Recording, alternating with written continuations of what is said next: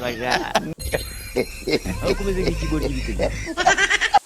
Ako umuntu mayizi nimera arambwiye ngo ni izo kwa Satani ra nibyo koko. Yego nibyo.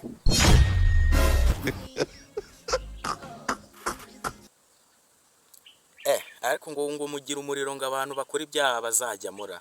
Yego nibyo ntabwo wibeshye. Ese muba mubazi abo ngabo bazawuzamo. Cyane rwose turabazi. Nese wandebe. Nta kibazo reka murebere. Ngandebe. Ndabona umusore witwa Jean Pierre Komediana w'uru wacu. Yego nibyo.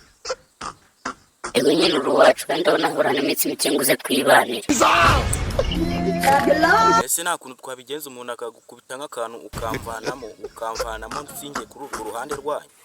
Oya ntabwo bishoboka ugomba kuza gufata ibihembo byawe.